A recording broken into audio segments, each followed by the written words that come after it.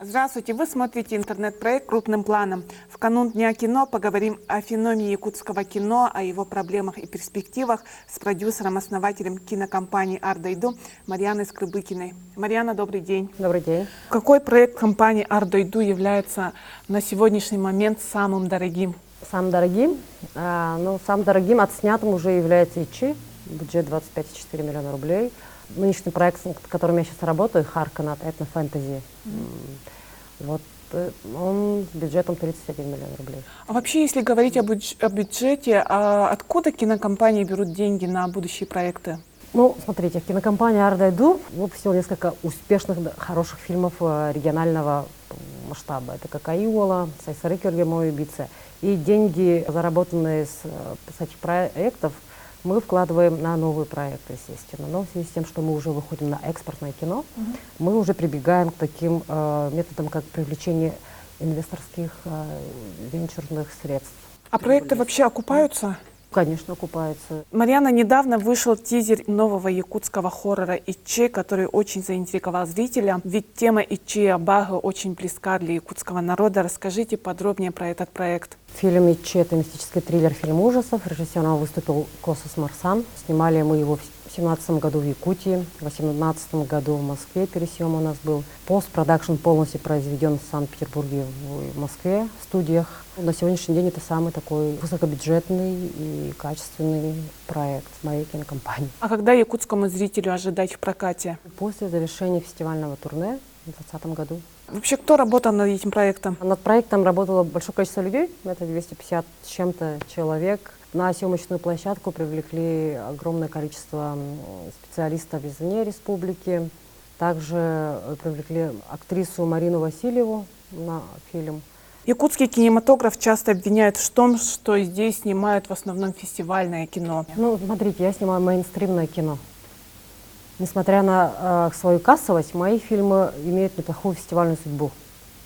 И я немного опровергаю ваши слова, я думаю, потому что, тем не менее, как говорится, фестивальное, но меня просто радует тот факт, что я езжу по разным регионам, по разным странам на кинофестивали, на кинорынки, либо на любые кинособытия.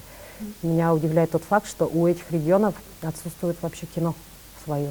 А у нас есть свое кино, и пока есть наш зритель, который смотрит наше кино, я думаю, что все-таки якутское кино может быть и кассовым, и авторским. А вот вы, как основатель своей студии, как продюсер, потребность в каких специалистах сегодня ощущаете? Практически всех специалистов невидимого фронта, а также и основных специалистов. Я могу обратиться, наверное, благодаря вашей передаче к выпускникам, поступающим, школьникам, да. Если вы хотите выбрать какую-то профессию, обратите внимание на кино. Нам не хватает специалистов, значит, авторов сценария, режиссеров, постановщиков, вторых режиссеров, продюсеров кино, операторов, постановщиков. Остро не хватает, значит, работников невидимого фронта, как художник по костюмам, художник по гриму, супервайзер на площадке CG. В целом очень большое количество нехватки специалистов есть. Почему я каждый на свой проект привожу огромное количество специалистов, потому что не хватает. Нет ни художника по свету, гафера, это просто... А вообще, Марьяна, существует ли проблема языка в кино? Являясь человеком, который выпускает фильмы на экспорт, я могу сказать, что проблема языка, она стоит только, по-моему, в России, потому что весь мир, который выкупает, например, вот мой фильм «Мой убийца», сейчас будет покупать ИЧИ и «Харконат», их не волнует, на каком языке снято, потому что зарубежный зритель, он любит слушать, смотреть все на оригинальном языке.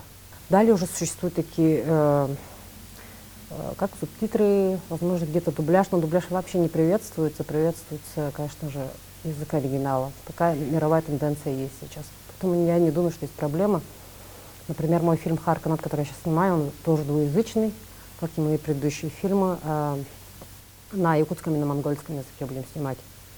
А вообще, где зрителю увидеть якутские фильмы после проката? Есть такой сайт якутский, sahamovie.ru, который существует достаточно несколько лет. И Там платно, да, можно посмотреть? Платно можно посмотреть. И вот все якутские фильмы, не все, на которые вышли, можно посмотреть там.